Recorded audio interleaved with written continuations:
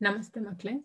ನಾವು ಕಳೆದ ಕ್ಲಾಸಲ್ಲಿ ಸಾರ್ವಜನಿಕ ಹಣಕಾಸು ಮತ್ತು ಆಯವ್ಯಯ ಪಾಠದಲ್ಲಿ ಸಾರ್ವಜನಿಕ ಹಣಕಾಸು ಅಂತ ಹೇಳಿದ್ರೆ ಏನು, ಸಾರ್ವಜನಿಕ ಹಣಕಾಸಿನ ಮಹತ್ವ ಏನು ಮತ್ತು ಆಯವ್ಯಯ ಅಂದ್ರೆ ಏನು ಅನ್ನೋದ್ರ ಬಗ್ಗೆ ನೋಡಿದ್ದೇವೆ. ಸೊ ನೆಕ್ಸ್ಟ್ ನಾವು ನೋಡ್ಲಿಕ್ಕಿರುವಂಥದ್ದು ಆಯವ್ಯಯಕ್ಕೆ ಸಂಬಂಧಿಸಿದ ನೆಕ್ಸ್ಟ್ ಟಾಪಿಕ್ಗಳು. ಅಂದ್ರೆ ಆಯವ್ಯಯ ಅಂತ ಹೇಳಿದ್ರೆ ಏನು ಅಂತ ಹೇಳಿದ್ದೇನೆ ನಾನು. ಬಜೆಟ್ ಅಂತ ಹೇಳಿ ಏನು ಇಂಗ್ಲಿಷಲ್ಲಿ ಹೇಳ್ತಾರೆ. ವರ್ಷಕ್ಕೆ ಬೇಕಾದಂತಹ ಹಣಕಾಸಿನ ವ್ಯವಸ್ಥೆಗೆ ಸಂಬಂಧಿಸಿ ಒಂದು ಪ್ಲಾನಿಂಗ್ ಅನ್ನ ಮಾಡುವಂಥದ್ದು, ಅದನ್ನು ನಾವು ಬಜೆಟ್ ಅಂತ ಏನು ಹೇಳ್ತೇವೆ. ಸೊ ಅದಕ್ಕೆ ಸಂಬಂಧಿಸಿ ಬರುವಂಥದ್ದೇ ನೆಕ್ಸ್ಟ್ ಟಾಪಿಕ್ ಯಾವುದು ಅಂತ ಹೇಳಿದ್ರೆ ಅದು ಸಾರ್ವಜನಿಕ ವೆಚ್ಚಗಳು. ಏನು ಸಾರ್ವಜನಿಕ ವೆಚ್ಚಗಳು ಅಂತ ಹೇಳಿ ಈ ಕ್ಲಾಸಲ್ಲಿ ನೋಡುವ. ಸಾರ್ವಜನಿಕ ವೆಚ್ಚಗಳಿಗೆ ಸಂಬಂಧಿಸಿ ನೆಕ್ಸ್ಟ್ ಸಾರ್ವಜನಿಕ ವರಮಾನ ಆ ಒಂದು ಟಾಪಿಕ್ನ ಬಗ್ಗೆ ಈ ಕ್ಲಾಸಲ್ಲಿ ನಾವು ಕಲಿಲಿಕ್ಕಿರುವಂಥದ್ದು. ಸಾರ್ವಜನಿಕ ವೆಚ್ಚ ಅಂದ್ರೆ ಏನು ಅಂತ ಹೇಳಿದ್ರೆ, ವೆಚ್ಚ ಅಂತ ಹೇಳಿದ್ರೆ ನಿಮಗೆ ಗೊತ್ತುಂಟು ಖರ್ಚು. ಸೊ ಆ ಖರ್ಚು ಯಾವ ರೀತಿದು ಅಂತ ಹೇಳಿದ್ರೆ ನಾಟ್ ಇಂಡಿವಿಜುವಲ್, ಪಬ್ಲಿಕ್ ಆಗಿರುವಂಥದ್ದು. ಅಂದ್ರೆ ವೆಚ್ಚ ಮಾಡ್ತಾರೆ ಆದ್ರೆ ಇಂಡಿವಿಜುವಲ್ ಆಗಿ ಅಲ್ಲ, ವೈಯಕ್ತಿಕವಾದಂತಹ ವೆಚ್ಚ ಅಲ್ಲ ಇಲ್ಲಿ. ಸೊ ಇಲ್ಲಿ ಬರುವಂಥದ್ದು ಗೌರ್ಮೆಂಟ್ ಮಾಡುವಂತಹ ವೆಚ್ಚ, ಅಂದ್ರೆ ಪಬ್ಲಿಕ್ ಆಗಿ ಖರ್ಚಾಗುವಂಥದ್ದು. ಅದನ್ನು ನಾವು ಏನ್ ಹೇಳ್ತೇವೆ ಅಂತ ಹೇಳಿದ್ರೆ ಸಾರ್ವಜನಿಕ ವೆಚ್ಚ. ಅಂದ್ರೆ ಸರಕಾರವು ಸಾರ್ವಜನಿಕವಾಗಿ ಖರ್ಚು ಮಾಡುವಂಥದ್ದನ್ನು ನಾವು ಸಾರ್ವಜನಿಕ ವೆಚ್ಚ ಅಂತ ಹೇಳ್ತೇವೆ. ಸೊ ಯಾವುದಕ್ಕೆಲ್ಲ ಗೌರ್ಮೆಂಟ್ ಖರ್ಚು ಮಾಡ್ತದೆ ಅಂತ ಹೇಳಿದ್ರೆ, ಫಾರ್ ಎಕ್ಸಾಂಪಲ್ ಸರ್ಕಾರವು ರಾಷ್ಟ್ರದ ರಕ್ಷಣೆಗೋಸ್ಕರ, ಆಡಳಿತ ನಿರ್ವಹಣೆಗೋಸ್ಕರ, ಅಂದ್ರೆ ಅಡ್ಮಿನಿಸ್ಟ್ರೇಷನ್ ಪರ್ಪಸ್ಸಿಗೋಸ್ಕರ ಇರ್ಬೋದು, ಆರ್ಥಿಕ ಅಭಿವೃದ್ಧಿ ಹಾಗೂ ಜನರ ಯೋಗಕ್ಷೇಮದ ದೃಷ್ಟಿಯಿಂದ ವಿವಿಧ ಚಟುವಟಿಕೆಗಳಿಗಾಗಿ ಹಣವನ್ನ ವೆಚ್ಚ ಮಾಡುತ್ತದೆ. ಇದನ್ನ ಸಾರ್ವಜನಿಕ ಹಣಕಾಸು ಅಂತ ಹೇಳ್ತೇವೆ. ಅಂದ್ರೆ ಒಂದು ಗೌರ್ಮೆಂಟ್, ಸರ್ಕಾರ ಯಾವೆಲ್ಲ ಕ್ಷೇತ್ರಗಳಲ್ಲಿ ಸಾರ್ವಜನಿಕರಿಗೋಸ್ಕರ ಅಥವಾ ದೇಶಕ್ಕೋಸ್ಕರ ಖರ್ಚನ್ನ ಮಾಡ್ತದೋ, ಬೇರೆ ಬೇರೆ ಫೀಲ್ಡ್ ಅಲ್ಲಿ ಖರ್ಚು ಮಾಡಿದ್ರೆ ನಾವು ಉದ್ದಕ್ಕೆ ಪಟ್ಟಿ ಮಾಡ್ಲಿಕ್ಕೂ ಸಾಧ್ಯ ಉಂಟು. ಅದನ್ನ ಶಾರ್ಟ್ ಆಗಿ ರಕ್ಷಣೆಗೋಸ್ಕರ ಇರ್ಬೋದು, ಆಡಳಿತ ನಿರ್ವಹಣೆ ಅಂತಂದ್ರೆ ಕಂಪ್ಲೀಟ್ ಆಗಿ ಬಂತು.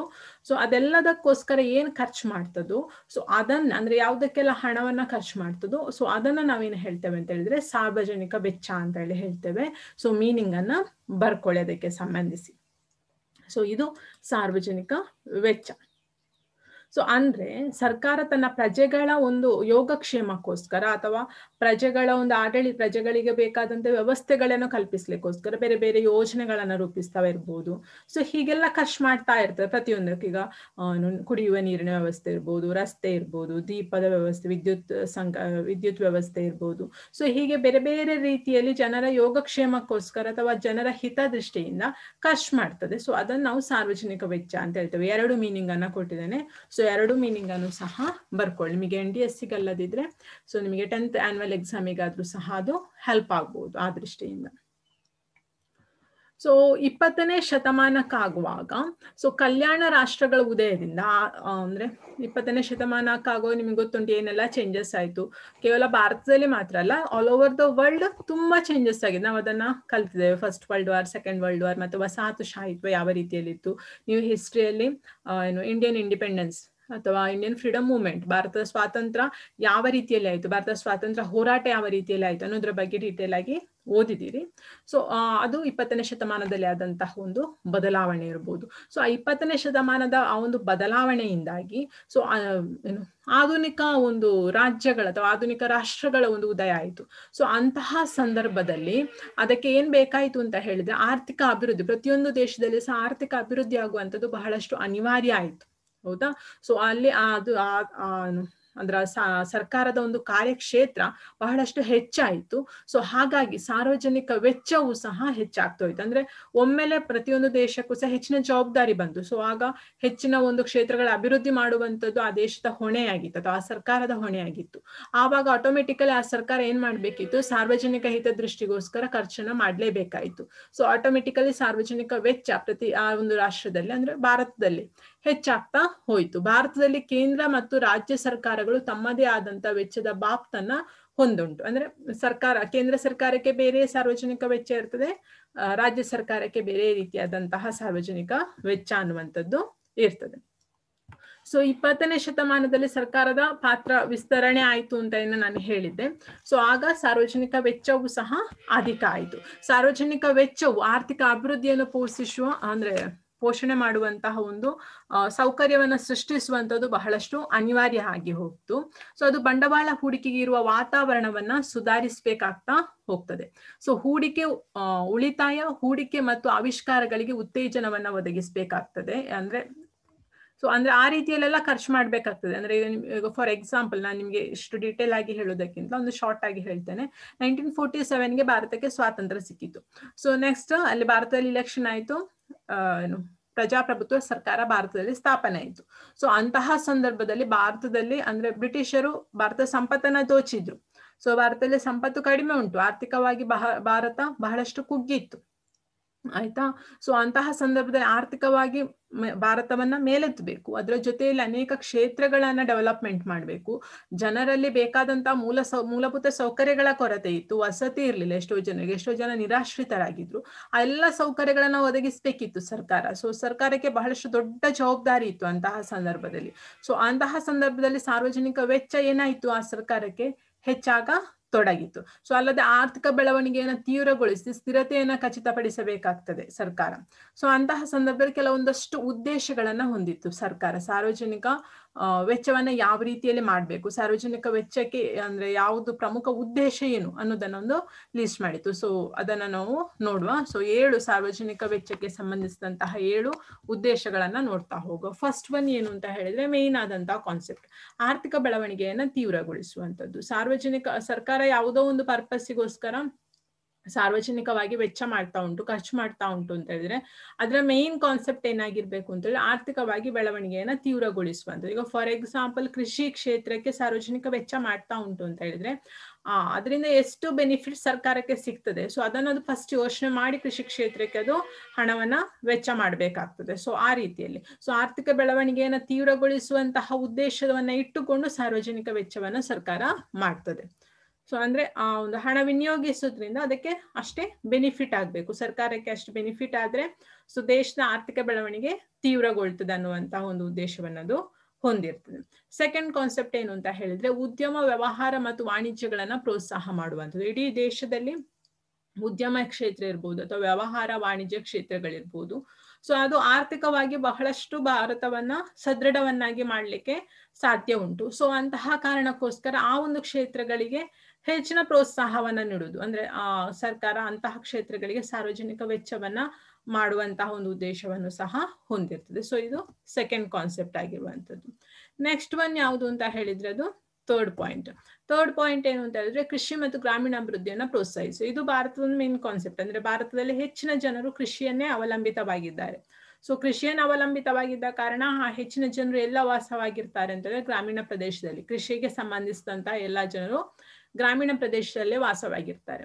ಸೊ ಕೃಷಿ ಮತ್ತು ಅಂದ್ರೆ ನಿಮಗೆ ಗೊತ್ತುಂಟು ಕೃಷಿ ಕ್ಷೇತ್ರ ಡೆವಲಪ್ಮೆಂಟ್ ಆಗುವಂಥದ್ದು ಬಹಳಷ್ಟು ಮುಖ್ಯ. ಯಾಕೆ ಅಂತ ಹೇಳಿದ್ರೆ ಕೈಗಾರಿಕಾ ಕ್ಷೇತ್ರಗಳಿಗೆ, ವ್ಯಾಪಾರ ವ್ಯವಹಾರಗಳಿಗೆ ಸಂಬಂಧಿಸಿದಂತೆ ಕೈಗಾರಿಕಾ ಕ್ಷೇತ್ರಗಳಿಗೆ ಬೇಕಾದಂತಹ ಕಚ್ಚಾ ವಸ್ತು ಎಲ್ಲಿ ಸಿಗ್ತದೆ ಅಂತ ಹೇಳಿದ್ರೆ ಅದು ಕೃಷಿಯಲ್ಲಿ ಸಿಗುವಂಥದ್ದು.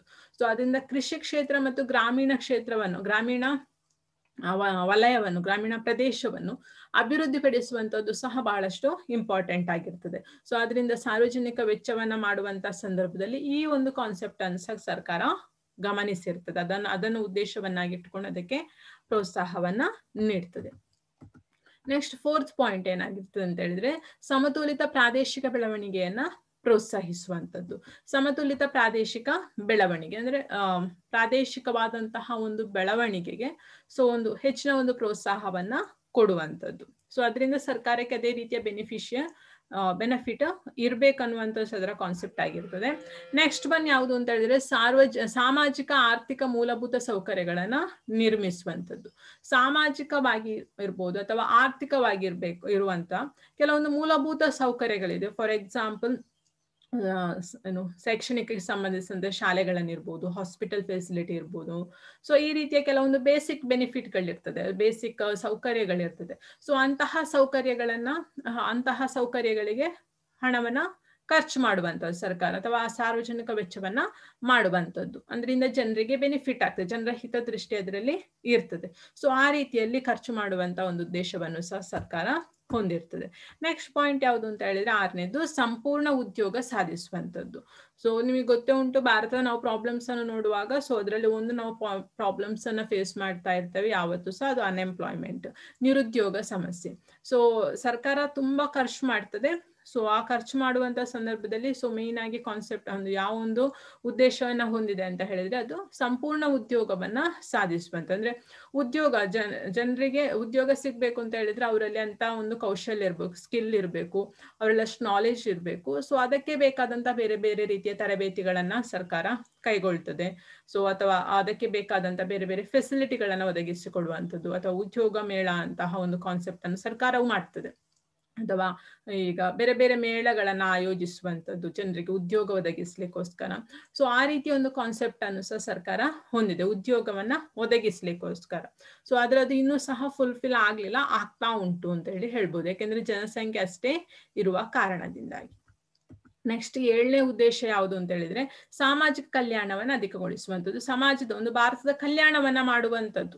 ಸೊ ಅದು ಸಹ ಮೇನ್ ಆದಂತಹ ಕಾನ್ಸೆಪ್ಟ್ ಆಗಿರ್ತದೆ ಸರ್ಕಾರದ್ದು. ಸೊ ಆ ಒಂದು ಉದ್ದೇಶವನ್ನ ಇಟ್ಟುಕೊಂಡು ಸರ್ಕಾರ ಏನ್ ಮಾಡ್ತದೆ ಅಂತ ಹೇಳಿದ್ರೆ ಹಣವನ್ನ ಖರ್ಚು ಮಾಡ್ತದೆ ಅಥವಾ ಸಾರ್ವಜನಿಕ ವೆಚ್ಚವನ್ನ ಮಾಡ್ತದೆ. ಈ ರೀತಿಯಲ್ಲಿ ಬೇರೆ ಬೇರೆ ರೀತಿಯಲ್ಲಿ ನಿಮಗೆ ಗೊತ್ತುಂಟು ಸಾಮಾಜಿಕ ಕಲ್ಯಾಣ ಕಾರ್ಯಕ್ರಮಗಳು ಅಂತ ಹೇಳಿದ್ರೆ ಏನು ಅಂತೇಳಿ. ಸೊ ಇದಿಷ್ಟು ಸಾರ್ವಜನಿಕ ವೆಚ್ಚಗಳಿಗೆ ಸಂಬಂಧಿಸಿದಂತಹ 7 ಉದ್ದೇಶಗಳು. ಸೊ ಅದನ್ನೊಂದು ಬೈಪಾಠ ಮಾಡಿಕೊಳ್ಳಿ, ನಿಮಗೆ 3 ಮಾರ್ಕ್ಸ್ಗೆ ಫೈನಲ್ ಎಕ್ಸಾಮಿಗೆ ಕೇಳಬಹುದು. ಸೊ ಇದು ಸಾರ್ವಜನಿಕ ವೆಚ್ಚಕ್ಕೆ ಸಂಬಂಧಿಸಿ. ನಾನು ಇಷ್ಟರ ತನಕ ಸಾರ್ವಜನಿಕವಾಗಿ ಸರ್ಕಾರ ಯಾವೆಲ್ಲ ಕ್ಷೇತ್ರಕ್ಕೆ ಹೇಗೆ ಖರ್ಚು ಮಾಡ್ತದೆ ಅಂತ ಹೇಳಿದ್ದೆ. ಸೊ ಸರ್ಕಾರ ಖರ್ಚು ಮಾಡ್ತದೆ ಅಂತ ಹೇಳಿದ್ರೆ ಸರ್ಕಾರಕ್ಕೆ ಎಲ್ಲಿಂದ ಆ ಒಂದು ಇನ್ಕಮ್ ಬರ್ತದೆ, ಸರ್ಕಾರಕ್ಕೆ ಎಲ್ಲಿಂದ ಹಣ ಬರ್ತದೆ. ಈಗ ನಿಮ್ಗೆ ಎಲ್ಲೋ ಒಂದು ಕಡೆ ಹೋಗ್ತೀರಿ ಅಂತ ಹೇಳಿದ್ರೆ ನೀವೀಗ ದುಡಿಮೆ ಮಾಡ್ತಾ ಇಲ್ಲ, ಯಾವುದು ಸಹ ಶಾಲೆಗೆ ಹೋಗಿ ಬರ್ತಾ ಇದ್ದೀರಿ. ಸೊ ನಿಮಗೆ ಏನೋ ತಕೊಳ್ಬೇಕು ಅಂತ ನಿಮಗೆ ಎಲ್ಲಿಂದ ಇನ್ಕಮ್ ಬರ್ತದೆ ಅಂತ ನಿಮ್ಮ ಪೇರೆಂಟ್ಸ್ ನಿಮಗೆ ಹಣ ಕೊಡೋದ್ರ ಮೂಲಕ ಬರ್ತದೆ, ಹೌದಾ? ಸೊ ಪೇರೆಂಟ್ಸ್ಗೆ ಎಲ್ಲಿಂದ ಬರ್ತಂದ್ರೆ ಅವರು ವರ್ಕ್ ಮಾಡ್ತಾರೆ, ಅದಕ್ಕೆ ಸರಿಯಾಗಿ ಅವರು ಬೆನಿಫಿಟ್ ಅನ್ನ ಪಡ್ಕೊಳ್ತಾರೆ, ಆ ಮೂಲಕ ಅವರಿಗೆ ಆದಾಯ ಬರ್ತದೆ ಅಂತ. ಹಾಗಾದ್ರೆ ಸರ್ಕಾರಕ್ಕೆ ಇಲ್ಲಿಂದ ಆದಾಯ ಬರ್ತದೆ ಅಂತ ಹೇಳಿದ್ರೆ ನಿಮಗೆ ಗೊತ್ತೇ ಉಂಟು, ಜನರಲ್ ಆಗಿ ಸರ್ಕಾರದ ಹತ್ರ ಹಣ ಎಲ್ಲಿಂದ ಅಂತ ಹೇಳಿದ್ರೆ ಜನಸಾಮಾನ್ಯರದ್ದೇ ಇರುವಂತದ್ದು. ಜನಸಾಮಾನ್ಯರು ಬೇರೆ ಬೇರೆ ರೀತಿಯಲ್ಲಿ ಸರ್ಕಾರಕ್ಕೆ ಹಣವನ್ನ ಪಾವತಿ ಮಾಡಿರ್ತಾರೆ. ಸೊ ಅಂತಹ ಮೂಲಕ ಸರ್ಕಾರದ ಹತ್ರ ಹಣ ಇರ್ತದೆ, ಆ ಹಣವನ್ನ ಸರ್ಕಾರ ಸಾರ್ವಜನಿಕ ವೆಚ್ಚ ಮಾಡುವಂಥದ್ದು. ಸೊ ನೆಕ್ಸ್ಟ್ ಕಾನ್ಸೆಪ್ಟ್ ಯಾವುದು ಅಂತ ಹೇಳಿದ್ರೆ ಸಾರ್ವಜನಿಕ ವರಮಾನ. ನೆಕ್ಸ್ಟ್ ಟಾಪಿಕ್ ಬರ್ಕೊಳ್ಳಿ, ಸಾರ್ವಜನಿಕ ವರಮಾನ. ಸೊ ಸಾರ್ವಜನಿಕ ವರಮಾನ ಅಂತ ಹೇಳಿದ್ರೆ ನಾನೀಗ ಏನು ಹೇಳಿದೆ ಅದೇ, ಸರ್ಕಾರವು ತನ್ನ ವೆಚ್ಚಗಳನ್ನ ಭರಿಸಲು ವಿವಿಧ ಮೂಲಗಳಿಂದ ಹಣವನ್ನು ಸಂಗ್ರಹಿಸುತ್ತದೆ, ಇದನ್ನು ಸಾರ್ವಜನಿಕ ಆದಾಯ ಎನ್ನುತ್ತಾರೆ. ಸೊ ಬರ್ಕೊಳ್ಳಿ ಮೀನಿಂಗ್.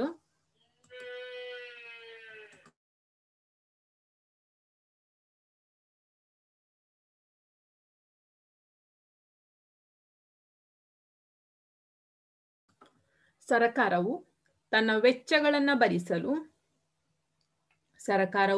ತನ್ನ ವೆಚ್ಚಗಳನ್ನ ಭರಿಸಲು ವಿವಿಧ ಮೂಲಗಳಿಂದ ಹಣವನ್ನು ಸಂಗ್ರಹಿಸುತ್ತದೆ, ಇದನ್ನು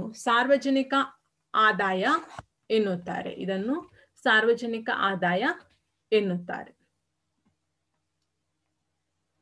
ಸೊ ಅದು ಮೀನಿಂಗ್ ಆಗಿರುವಂಥದ್ದು. ಸೊ ಬೇರೆ ಬೇರೆ ರೀತಿಯಲ್ಲಿ ಸೊ ಹೇಗೆ ಅಂತ ಹೇಳಿ ನೋಡ್ತಾ ಹೋಗುವ. ನೆಕ್ಸ್ಟ್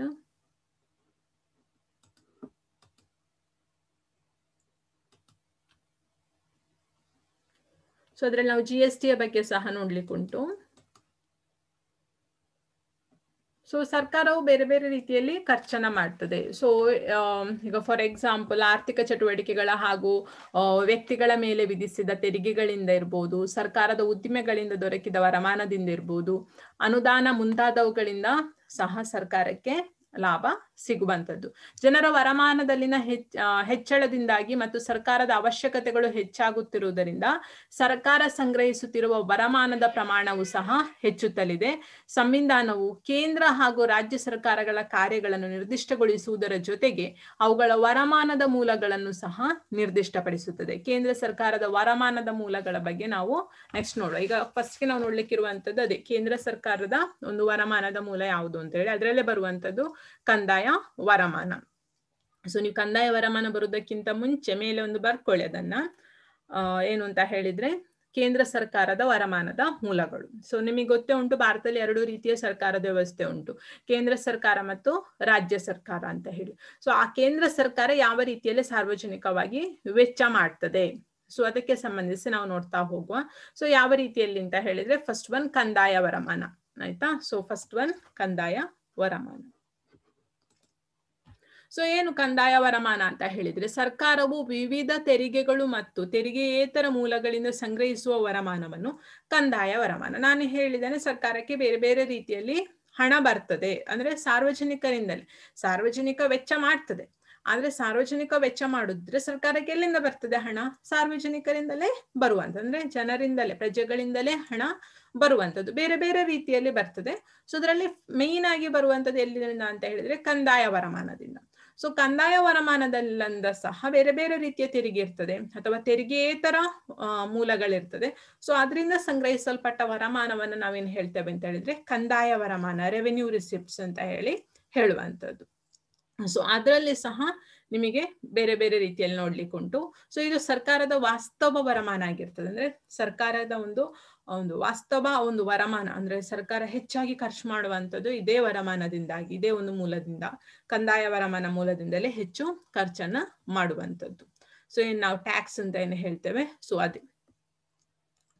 ಸೊ ಕಂದಾಯ ವರಮಾನವನ್ನು ನಾವು 2 ರೀತಿಯಲ್ಲಿ ಡಿವೈಡ್ ಮಾಡ್ಬೋದು. ಸೊ ಕಂದಾಯ ವರಮಾನವನ್ನೇ 2 ರೀತಿಯಲ್ಲಿ, ಯಾವ್ದು ರೀತಿಯಲ್ಲೆಲ್ಲ ಡಿವೈಡ್ ಮಾಡ್ಬೋದು ಅಂತ ಹೇಳಿದ್ರೆ, ಫಸ್ಟ್ ಒನ್ ತೆರಿಗೆ ವರಮಾನ ಮತ್ತು ತೆರಿಗೆಯೇತರ, ಎರಡನೇದು ತೆರಿಗೆಯೇತರ ವರಮಾನ. ಫಸ್ಟ್ ಒನ್ ಟ್ಯಾಕ್ಸ್ ರೆವೆನ್ಯೂ, ತೆರಿಗೆ ವರಮಾನ.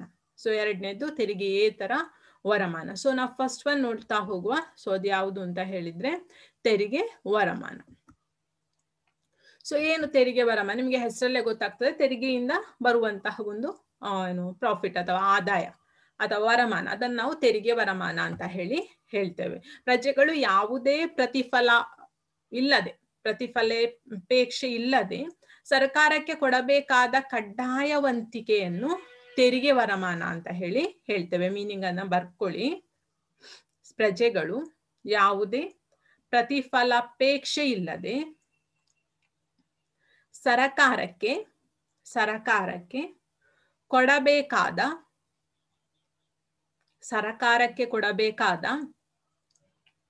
ಕಡ್ಡಾಯ ವಂತಿಗೆಯನ್ನು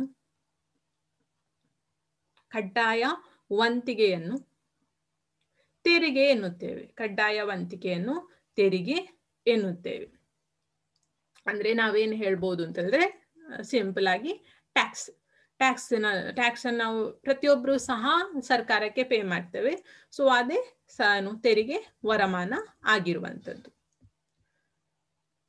ಸೊ ಕೇಂದ್ರ ಸರ್ಕಾರವು ಪ್ರಜೆಗಳ ಮೇಲೆ ನಾನಾ ರೀತಿಯ ತೆರಿಗೆಗಳನ್ನ ವಿಧಿಸಿ ವರಮಾನವನ್ನ ಸಂಗ್ರಹಿಸಿ ಬೇರೆ ಬೇರೆ ರೀತಿಯಲ್ಲಿ, ಅಂದ್ರೆ ಕೇಂದ್ರ ಸರ್ಕಾರ ಜನರಿಗೆ ಬೇರೆ ಬೇರೆ ರೀತಿಯಲ್ಲಿ ಟ್ಯಾಕ್ಸ್ ಅನ್ನ ಕೊಡ್ತದೆ. ಅಂದ್ರೆ ಒಂದೇ ರೀತಿಯಲ್ಲಿ ಅಲ್ಲ, ನೆನಪಿಟ್ಟುಕೊಳ್ಳಿ ಆಯ್ತಾ. ಪ್ರಜೆಗಳಿಗೆ ಕೇಂದ್ರ ಸರ್ಕಾರ ಟ್ಯಾಕ್ಸ್ ಅನ್ನ ವಿಧಿಸ್ತದೆ, ಆದ್ರೆ ಒಂದೇ ರೀತಿಯಾದಂತಹ ಟ್ಯಾಕ್ಸ್ ಅಲ್ಲ, ಅವರವರ ಆದಾಯಕ್ಕೆ ಸಂಬಂಧಿಸಿ ಟ್ಯಾಕ್ಸ್ ಅನ್ನ ವಿಧಿಸುವಂಥದ್ದು. ನೆನಪಿಟ್ಟುಕೊಳ್ಳಿ, ತೆರಿಗೆಗಳು ಸರ್ಕಾರದ ಬಹುಮುಖ್ಯ ವರಮಾನದ ಮೂಲಗಳಾಗಿರ್ತದೆ. ಅಂದ್ರೆ ಸರ್ಕಾರಕ್ಕೆ ದೊಡ್ಡ ಇನ್ಕಮ್ ಎಲ್ಲಿಂದ ಅಂತ ಹೇಳಿದ್ರೆ ಅದು ಟ್ಯಾಕ್ಸ್ ಇಂದ ದೊಡ್ಡ ಇನ್ಕಮ್ ಬರುವಂತದ್ದು ಗವರ್ಮೆಂಟಿಗೆ. ಅರ್ಥ ಆಯ್ತಾ? ಸೊ ಅದು ಬಹಳ ದೊಡ್ಡದಾದಂತಹ ಒಂದು ವರಮಾನದ ಮೂಲ ಆಗಿರ್ತದೆ ಟ್ಯಾಕ್ಸ್. ಸರ್ಕಾರವು ತೆರಿಗೆಗಳನ್ನು ವಿಧಿಸುವಾಗ ಹೆಚ್ಚು ವರಮಾನ ಉಳ್ಳವರ ಮೇಲೆ ಹೆಚ್ಚಿನ ತೆರಿಗೆಯನ್ನು, ಅಂದ್ರೆ ಶ್ರೀಮಂತರಿಗೆ, ಯಾರಲ್ಲಿ ಹೆಚ್ಚು ಫೆಸಿಲಿಟಿ ಉಂಟು, ಯಾರಿಗೆ ಹೆಚ್ಚು ಇನ್ಕಮ್ ಉಂಟು ಅಂತವರಿಗೆ ಹೆಚ್ಚು ತೆರಿಗೆ, ಕಡಿಮೆ ಇನ್ಕಮ್ ಇರುವವರಿಗೆ ಕಡಿಮೆ ತೆರಿಗೆ. ನಾನು ಆಗ್ಲೇ ಹೇಳಿದಾಗ ಎಲ್ಲರಿಗೂ ಒಂದೇ ರೀತಿಯಾದಂತದ್ದಲ್ಲ. ಈಗ ಎಲ್ರಿಗೂ ಒಂದು 100 ರೂಪಾಯಿ ತೆರಿಗೆ ಆ ತರ ಅಲ್ಲ. ಸೊ ಅವನಲ್ಲಿ ಎಷ್ಟು ಉಂಟೋ ಅಷ್ಟು. ಈಗ 100 ರೂಪಾಯಿ ಇದ್ದವನಿಗೆ ಹೆಚ್ಚು, 10 ರೂಪಾಯಿ ಇದ್ದವನಿಗೆ ಕಡಿಮೆ, ಆ ರೀತಿಯಲ್ಲಿ. ಸೊ ಶ್ರೀಮಂತರಿಗೆ ಹೆಚ್ಚಿನ ಒಂದು ಟ್ಯಾಕ್ಸ್ ಇರ್ತದೆ, ಬಡವರಿಗೆ ಕಡಿಮೆ ಇರುವಂತದ್ದು. ಅಂದ್ರೆ ಅವರಲ್ಲಿರುವಂತಹ ಒಂದು ಇನ್ಕಮ್ನ ಬೇಸ್ ಅಲ್ಲಿ, ಅವರಲ್ಲಿರುವಂತಹ ವರಮಾನದ ಬೇಸ್ ಅಲ್ಲಿ ಸರ್ಕಾರ ಸಂಬಂಧಿಸಿದಂತವರಿಗೆ ಬೇರೆ ಬೇರೆ ರೀತಿಯ ತೆರಿಗೆಯನ್ನ, ಟ್ಯಾಕ್ಸ್ ಅನ್ನ ವಿಧಿಸ್ತದೆ. ಬಡವರಿಗೆ ವರಮಾನ ತೆರಿಗೆಯಲ್ಲಿ ವಿನಾಯಿತಿ ನೀಡಿದೆ. ಅಂದ್ರೆ ಬಡವರಿಗೆ ಅಂದ್ರೆ ತುಂಬಾ ರಿಡಕ್ಷನ್ ಅನ್ನ ಗವರ್ಮೆಂಟ್ ಕೊಡ್ತದೆ ಬಡವರಿಗೆ. ಅವರಲ್ಲಿ ಅಷ್ಟು ವರಮಾನ ಇರುವುದಿಲ್ಲ, ಆ ಕಾರಣದಿಂದ ಅವರಿಗೆ ಟ್ಯಾಕ್ಸ್ ಅಲ್ಲಿ ಸಹ ರಿಡಕ್ಷನ್ ಅನ್ನ ಕೊಟ್ಟಿರ್ತದೆ ಗವರ್ಮೆಂಟ್. ಸೊ ಅದೇ ರೀತಿಯಲ್ಲಿ ಶ್ರೀಮಂತರು ಬಳಸುವ ಸರಕು ಸೇವೆಗಳ ಮೇಲೆ ಹೆಚ್ಚಿನ ತೆರಿಗೆಯನ್ನು ಮತ್ತು ಸಾಮಾನ್ಯ ಜನರು ಬಳಸುವ ಸರಕು ಸೇವೆಗಳ ಮೇಲೆ ಕಡಿಮೆ ತೆರಿಗೆಯನ್ನು ವಿಧಿಸ್ತದೆ. ಕೆಲವೊಂದು ನಿಮಗೆ ಗೊತ್ತಿರ್ಬೋದು, ಕೆಲವೊಂದು ಸರಕು ಸೇವೆಗಳನ್ನ ಶ್ರೀಮಂತರು ಮಾತ್ರ ಏನು ಅಂದ್ರೆ ಇನ್ಕಮ್ ಇದ್ದವರು ಮಾತ್ರ ಅದನ್ನು ಉಪಯೋಗಿಸ್ತಾ ಇರ್ತಾರೆ. ಫಾರ್ ಎಕ್ಸಾಂಪಲ್ ಈಗ ವೆಹಿಕಲ್ಸ್ ಇರ್ಬೋದು, ನಾವು ಮೇನ್ ಆಗಿ ನೋಡಿದ್ರೆ ವೆಹಿಕಲ್ ಇರ್ಬೋದು. ಸೊ ಅದಕ್ಕೆ ಏನು ರೋಡ್ ಟ್ಯಾಕ್ಸ್, ಬೇರೆ ಬೇರೆ ಟ್ಯಾಕ್ಸ್ಗಳಿರ್ತದೆ ಅದಕ್ಕೆ ಸಂಬಂಧಿಸಿದಂತೆ. ಸೊ ಅಂತಹ ಸಂದರ್ಭದಲ್ಲಿ ಸರಕು ಸೇವೆಗಳ ಮೇಲೆ ಹೆಚ್ಚಿನ ತೆರಿಗೆಯನ್ನ ಅಂದ್ರೆ ಶ್ರೀಮಂತರು ಬಳಸುವ ಅಥವಾ ಇನ್ಕಮ್ ಇದ್ದವರು ವೆಹಿಕಲ್ ಅನ್ನ ತಗೊಂಡಿರ್ತಾರೆ. ಸೊ ಅಂತಹ ಸಂದರ್ಭದಲ್ಲಿ ಅವರಿಗೆ ಹೆಚ್ಚಿನ ಒಂದು ತೆರಿಗೆಯನ್ನಿರ್ತದೆ. ಸಾಮಾನ್ಯರಲ್ಲಿ ಇನ್ಕಮ್ ಕಡಿಮೆ ಇರ್ತದೆ, ಅವರಿಗೆ ಅದನ್ನ ಪರ್ಚೇಸ್ ಮಾಡ್ಲಿಕ್ಕೆ ಸಾಧ್ಯ ಆಗುದಿಲ್ಲ.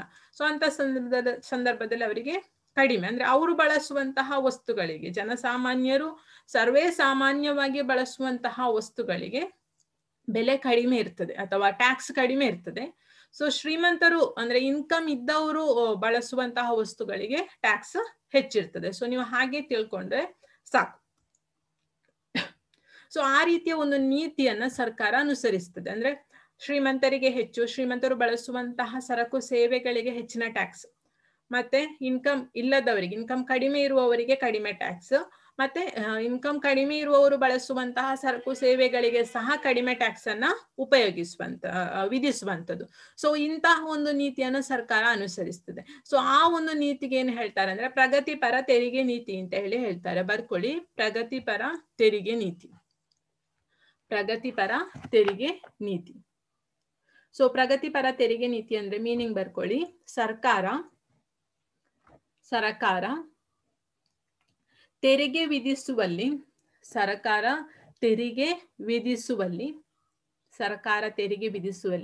ಅನುಸರಿಸುವ ನೀತಿಯನ್ನು ಪ್ರಗತಿಪರ ತೆರಿಗೆ ನೀತಿ ಎನ್ನುತ್ತಾರೆ. ಪ್ರಗತಿಪರ ತೆರಿಗೆ ನೀತಿ ಎನ್ನುತ್ತಾರೆ.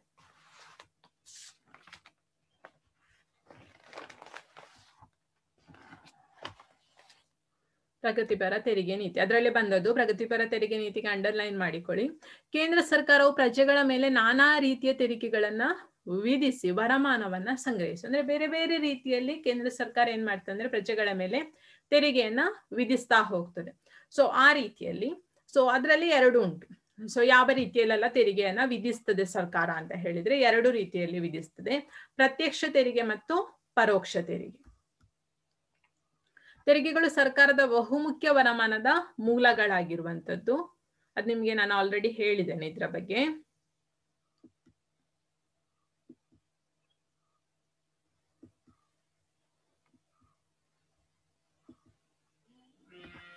ಸೊ ಎರಡು ರೀತಿಯ ತೆರಿಗೆಗಳನ್ನ ವಿಧಿಸ್ತದೆ. ಸೊ ಯಾವುದೆಲ್ಲ ಅಂತ ಹೇಳಿದ್ರೆ ಪ್ರತ್ಯಕ್ಷ ತೆರಿಗೆ ಮತ್ತು ಪರೋಕ್ಷ ತೆರಿಗೆ, ಡೈರೆಕ್ಟ್ ಟ್ಯಾಕ್ಸ್ ಮತ್ತು ಇಂಡೈರೆಕ್ಟ್ ಟ್ಯಾಕ್ಸ್ ಅಂತ ಹೇಳಿ ಎರಡು ರೀತಿಯದ್ದುಂಟು, ಪ್ರತ್ಯಕ್ಷ ತೆರಿಗೆ ಮತ್ತು ಪರೋಕ್ಷ ತೆರಿಗೆ. ನಾವು ಫಸ್ಟ್ಗೆ ನೋಡ್ಲಿಕ್ಕಿರುವಂತದ್ದು ಪ್ರತ್ಯಕ್ಷ ತೆರಿಗೆ ಅಂದ್ರೆ ಏನು, ಡೈರೆಕ್ಟ್ ಟ್ಯಾಕ್ಸ್ ಅಂತ ಹೇಳಿದ್ರೆ. ಸೊ ಹೆಸರಲ್ಲೇ ಗೊತ್ತಾಗ್ತದೆ, ಪ್ರತ್ಯಕ್ಷ ಡೈರೆಕ್ಟ್ ನೇರವಾಗಿ ತೆರಿಗೆಯನ್ನ ಕಟ್ಟುವಂಥದ್ದು. ಅಂದ್ರೆ ಪ್ರಜೆಗಳೇ ನೇರವಾಗಿ ಸರ್ಕಾರಕ್ಕೆ ತೆರಿಗೆ, ಅದರಲ್ಲಿ ಮೀಡಿಯೇಟರ್ ಯಾರು ಇರುವುದಿಲ್ಲ, ಸರ್ಕಾರ ಮತ್ತು ಪ್ರಜೆಗಳು, ಜನರು ನೇರವಾಗಿ ಸರ್ಕಾರಕ್ಕೆ ವಿಧಿಸುವಂತಹ ಒಂದು ತೆರಿಗೆಯನ್ನ ನಾವೇನು ಹೇಳ್ತೇವೆ ಅಂತ ಹೇಳಿದ್ರೆ ಡೈರೆಕ್ಟ್ ಟ್ಯಾಕ್ಸ್ ಅಂತ ಹೇಳಿ ಹೇಳ್ತೇವೆ. ಸರ್ಕಾರವು ಯಾರ ಮೇಲೆ ತೆರಿಗೆಯನ್ನು ವಿಧಿಸುತ್ತದೋ ಅವರೇ ಆ ತೆರಿಗೆಯನ್ನು ಪಾವತಿಸಿದರೆ ಅಂತಹ ತೆರಿಗೆಯನ್ನು ಪ್ರತ್ಯಕ್ಷ ತೆರಿಗೆ ಅಂತ ಹೇಳಿ ಹೇಳ್ತಾರೆ. ಅಂದ್ರೆ ಸರ್ಕಾರ ಪ್ರತಿಯೊಬ್ಬ ವ್ಯಕ್ತಿಗೂ ಟ್ಯಾಕ್ಸ್ ಅನ್ನ ವಿಧಿಸ್ತದೆ ಬೇರೆ ಬೇರೆ ಇದಕ್ಕೆ, ಹೌದಾ. ಸೊ ಅಂತಹ ಸಂದರ್ಭದಲ್ಲಿ ಯಾರ ಮೇಲೆ ತೆರಿಗೆ ವಿಧಿಸಿದೆಯೋ ಅಂದ್ರೆ ಜನಸಾಮಾನ್ಯರು ಎಲ್ಲರ ಮೇಲೆ, ಈಗ ಒಂದೊಂದು ಮನೆಗೆ ತೆರಿಗೆ ಉಂಟು, ಹೌದಾ. ಸೊ ಈಗ ಒಂದು ಮನೆಗೆ ತೆರಿಗೆಯನ್ನ ಪಾವತಿಸ್ಲಿಕ್ಕೆ ಉಂಟು, ಅದೇ ಮನೆಯವನು ನೇರವಾಗಿ ಪಂಚಾಯತಿಗೆ ಹೋಗಿ ಅವನ ಮನೆ ತೆರಿಗೆಯನ್ನ ಕಟ್ಟುತ್ತಾನೆ. ಸೊ ಆಗ ಅವನು ನೇರವಾಗಿ ಕಟ್ಟಿದ್ದಾನೆ, ಅವನ ಮೇಲೆ ವಿಧಿಸಿದ್ದು ಅವನೇ ಹೋಗಿ ನೇರವಾಗಿ ಕಟ್ಟಿದ್ದು. ಸೊ ಅದನ್ನ ನಾವೇನು ಹೇಳ್ತೇವೆ ಅಂತ ಹೇಳಿದ್ರೆ ಪ್ರತ್ಯಕ್ಷ ತೆರಿಗೆ. ಯಾರ ಮೇಲೆ ಸರ್ಕಾರ ತೆರಿಗೆಯನ್ನ ವಿಧಿಸ್ತದೋ ಅವನೇ ಹೋಗಿ ಕಟ್ಟಿದ್ರೆ ಸೊ ಅದನ್ನ ನಾವು ಪ್ರತ್ಯಕ್ಷ ತೆರಿಗೆ ಅಂತ ಹೇಳಿ ಹೇಳ್ತೇವೆ. ಈ ತೆರಿಗೆಯನ್ನು ಇತರರಿಗೆ ವರ್ಗಾಯಿಸ್ಲಿಕ್ಕೆ ನಮಗೆ ಸಾಧ್ಯ ಇಲ್ಲ. ಈಗ ನಿಮ್ಮ ಮನೆಗೆ ಕಟ್ಟಿದಂತ ತೆರಿಗೆ ನೀವು ಪಕ್ಕದ ಮನೆಯವನಿಗೆ ಟ್ರಾನ್ಸ್ಫರ್ ಮಾಡ್ಲಿಕ್ಕೆ ಆಗುದಿಲ್ಲ. ಅವನು ನೀವೇ ಅದನ್ನ ಈಗ ನಿಮ್ಮ ಹಣವನ್ನ ಹೋಗಿ ಕಟ್ಟಬಹುದು, ಆಯ್ತಾ. ವ್ಯಕ್ತಿ ಚೇಂಜ್ ಆಗ್ಬೋದು, ಆದ್ರೆ ಹಣ ನಿಮ್ದೇ ಆಗಿರ್ಬೇಕು. ಸೊ ಆ ರೀತಿಯಲ್ಲಿ ನೀವೇ ಹೋಗಿ ಕಟ್ಟುವಂಥದ್ದು. ಸೊ ಬೇರೆಯವರಿಗೆ ಆ ಒಂದು ಟ್ಯಾಕ್ಸ್ ಅನ್ನು ನೀವು ಟ್ರಾನ್ಸ್ಫರ್ ಮಾಡಲಿಕ್ಕೆ ಆಗುದಿಲ್ಲ. ಸಾಮಾನ್ಯವಾಗಿ ವ್ಯಕ್ತಿಗಳು ಮತ್ತು ಸಂಸ್ಥೆಗಳು ಗಳಿಸುವ ವರಮಾನ ಮತ್ತು ಸಂಪತ್ತಿನ ಮೇಲೆ ವಿಧಿಸುವ ತೆರಿಗೆಗಳು ಪ್ರತ್ಯಕ್ಷ ತೆರಿಗೆಗಳಾಗಿರ್ತವೆ. ಯಾವುದೆಲ್ಲ ಪ್ರತ್ಯಕ್ಷ ತೆರಿಗೆ ಅಂತ ನಿಮಗೆ ಒಂದು ಡೌಟ್ ಇರ್ಬೋದು. ಹಾಗಾದ್ರೆ ಯಾವುದೆಲ್ಲ ಡೈರೆಕ್ಟ್ ಟ್ಯಾಕ್ಸ್ ಅಲ್ಲಿ ಬರ್ತದೆ ಅಂತ ಹೇಳಿದ್ರೆ, ಸಾಮಾನ್ಯವಾಗಿ ವ್ಯಕ್ತಿಗಳು ಅಂದ್ರೆ ವ್ಯಕ್ತಿಗೆ ವಿಧಿಸುವಂತದ್ದಿರ್ಬೋದು ಅಥವಾ ಸಂಸ್ಥೆಗಳಿಗೆ ಅವರು ಗಳಿಸುವಂತ ಇನ್ಕಮ್, ಆಯ್ತಾ. ಸೊ ಏನ್ ಇನ್ಕಮ್ ಟ್ಯಾಕ್ಸ್ ಅಂತ ಏನ್ ಹೇಳ್ತೇವೆ ಅದು, ಆಯ್ತಾ. ಅಥವಾ ಅವನ ಒಂದು ಸಂಪತ್ತಿನ ಮೇಲೆ ವಿಧಿಸುವಂತಹ ತೆರಿಗೆ ಇರ್ಬೋದು. ಸೊ ಅದನ್ನ ಏನು ಹೇಳ್ತೇವೆ ಅಂದ್ರೆ ಪ್ರತ್ಯಕ್ಷ ತೆರಿಗೆ ಅಂತ ಹೇಳಿ ಹೇಳ್ತೇವೆ. ಸೊ ಇನ್ಕಮ್ ಟ್ಯಾಕ್ಸ್ ಯಾರಿಗೆ ಇರ್ತದೆ ಅಂತ ಹೇಳಿದ್ರೆ, ಇನ್ಕಮ್ ಟ್ಯಾಕ್ಸ್ ಕಟ್ಲಿಕ್ಕೆ ಸೊ ಯಾರಲ್ಲೇ ಹೈಯೆಸ್ಟ್ ಇನ್ಕಮ್ ಇರ್ತದೋ ಸೊ ಅಂತವರಿಗೆ ಇನ್ಕಮ್ ಟ್ಯಾಕ್ಸ್ ಕಟ್ಲಿಕ್ಕೆ ಇರ್ತದೆ. ಸಾಮಾನ್ಯರಿಗೆ ಇರುವುದಿಲ್ಲ ಸಾಧಾರಣವಾಗಿ, ಆಯ್ತಾ. ಸೊ ಅಂತಹ ಸಂದರ್ಭದಲ್ಲಿ ಸೊ ಅದನ್ನು ನಾವು ಯಾವುದ್ರಲ್ಲಿ ಹಾಕ್ಬೋದು ಅಂತ ಹೇಳಿದ್ರೆ ಡೈರೆಕ್ಟ್ ಟ್ಯಾಕ್ಸ್ ಅಲ್ಲಿ ಹಾಕ್ಲಿಕ್ಕೆ ಆಗ್ತದೆ. ಸೊ ಅದರಲ್ಲಿ ವರಮಾನ ತೆರಿಗೆ ಇರ್ಬೋದು ಅಥವಾ ಕಂಪನಿ ತೆರಿಗೆಗಳಿರ್ಬೋದು, ಅದು ಸಂಸ್ಥೆಗೆ ವಿಧಿಸುವಂತ ಅದೇ ಸಂಸ್ಥೆ ಕಟ್ಟಬೇಕು. ಸಂಪತ್ತಿನ ತೆರಿಗೆ ಇರ್ಬೋದು, ಸ್ಟಾಂಪ್ ಶುಲ್ಕ ಇರ್ಬೋದು, ಸ್ಟಾಂಪಿಗೆ ಶುಲ್ಕ ಇರ್ತದಲ್ವಾ, ಸೊ ಅದನ್ನು ನೀವೇ ಕಟ್ಟಬೇಕು, ಯಾರು ಸ್ಟಾಂಪ್ ತಗೊಳ್ತಾರೋ ಅವ್ರು, ಹೌದಾ. ಸೊ ಅಂತಹ ಒಂದು ಶುಲ್ಕಗಳಿರ್ಬೋದು. ಸೊ ಅದೆಲ್ಲವೂ ಸಹ ಡೈರೆಕ್ಟ್ ಟ್ಯಾಕ್ಸ್ ಅಲ್ಲಿ ಬರುವಂತದ್ದು. ಹಾಗಾದ್ರೆ ನೆಕ್ಸ್ಟ್ ನೋಡುವ. ಸೊ ಅದಕ್ಕೆ ವಿರುದ್ಧವಾಗಿರುವಂತದ್ದು indirect tax. So indirect tax ಅಂತ ಹೇಳಿದ್ರೆ ಏನು ಅಂತ ಹೇಳಿದ್ರೆ, ಸರ್ಕಾರವು ವಿಧಿಸುವ ತೆರಿಗೆಯನ್ನು ಇತರರ ಮೇಲೆ ವರ್ಗಾಯಿಸಲು ಸಾಧ್ಯವಿದ್ದರೆ, ಆಯ್ತಾ, ನೆನಪಿಟ್ಟುಕೊಳ್ಳಿ. ಪ್ರತ್ಯಕ್ಷ ತೆರಿಗೆಯಲ್ಲಿ ಯಾರಿಗೆ ಸರ್ಕಾರ ತೆರಿಗೆಯನ್ನ ಹಾಕಿದ್ದು ಅವನೇ ಕಟ್ಟಬೇಕು, ಅವನು ಇನ್ನೊಬ್ನಿಗೆ ಅದನ್ನ ಟ್ರಾನ್ಸ್ಫರ್ ಮಾಡ್ಲಿಕ್ಕೆ ಸಾಧ್ಯ ಇಲ್ಲ. ಆದ್ರೆ ಇಲ್ಲಿ ಟ್ರಾನ್ಸ್ಫರ್ ಮಾಡ್ಲಿಕ್ಕೆ ಸಾಧ್ಯ ಉಂಟು, ವರ್ಗಾಯಿಸ್ಲಿಕ್ಕೆ ಸಾಧ್ಯ ಇದ್ರೆ ಅಂತಹ ತೆರಿಗೆಯನ್ನು ಪರೋಕ್ಷ ತೆರಿಗೆ ಅಂತ ಹೇಳಿ ಹೇಳ್ತೇವೆ. ಮೀನಿಂಗ್ ಅನ್ನು ಬರ್ಕೊಳ್ಳಿ, ಪರೋಕ್ಷ ತೆರಿಗೆಯ ಮೀನಿಂಗ್ ಅನ್ನ ಬರ್ಕೊಳ್ಳಿ.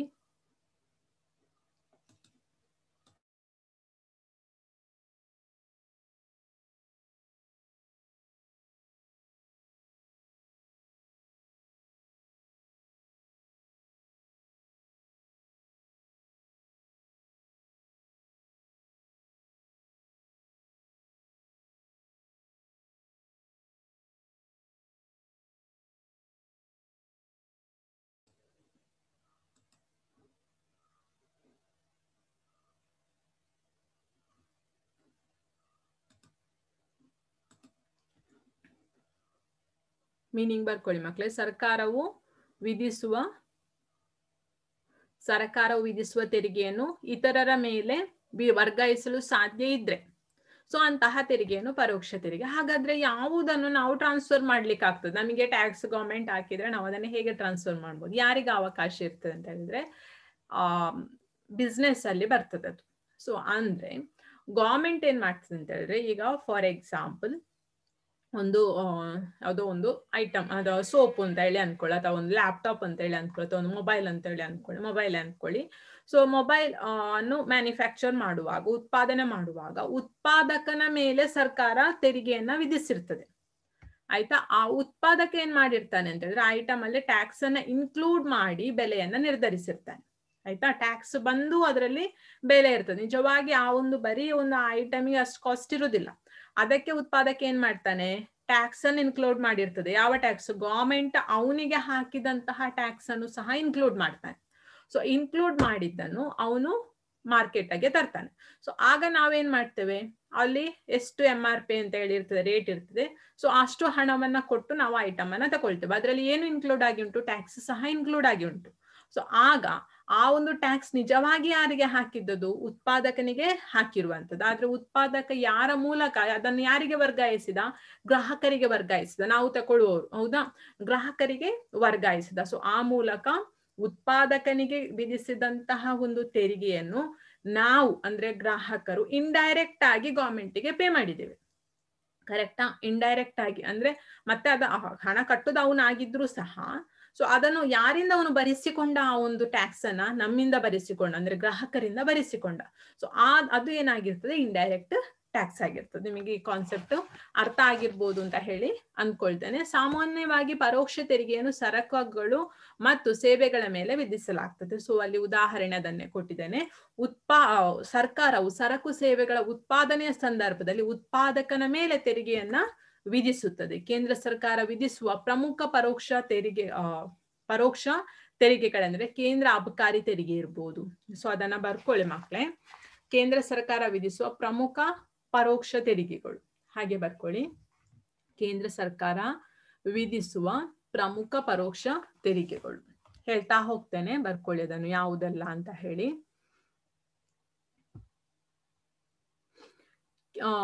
ಕೇಂದ್ರ ಅಬಕಾರಿ ತೆರಿಗೆ, ಕೇಂದ್ರ ಅಬಕಾರಿ ತೆರಿಗೆ.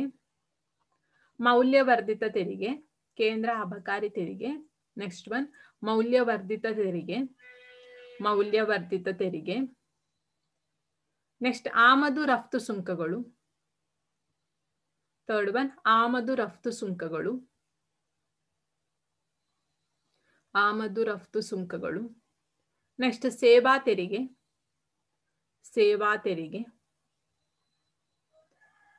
ಸೊ ಇದಿಷ್ಟು ಮೇನ್ ಆಗಿರುವಂತದ್ದು. ಇನ್ನು ಉಂಟು, ಸೊ ಇಷ್ಟು ನೀವು ನೆನಪಿಟ್ಟುಕೊಂಡ್ರೆ ಸಾಕು. ಪರೋಕ್ಷ ತೆರಿಗೆಗಳಿಗೆ ಸಂಬಂಧಿಸಿ ಕೇಂದ್ರ ಅಬಕಾರಿ ತೆರಿಗೆ, ಮೌಲ್ಯವರ್ಧಿತ ತೆರಿಗೆ, ಆಮದು ರಫ್ತು ಸುಂಕಗಳು, ಸೇವಾ ತೆರಿಗೆ. ಸೊ ಈ ರೀತಿಯಲ್ಲಿ ಅಂದ್ರೆ ಅದು ಹೆಚ್ಚಾಗಿ ಮಾರ್ಕೆಟಿಂಗ್ ಬಿಸ್ನೆಸ್ಗೆ ಸಂಬಂಧಿಸಿ ಹೆಚ್ಚಾಗಿ ಬರುವಂತದ್ದು. ಆಯ್ತಾ?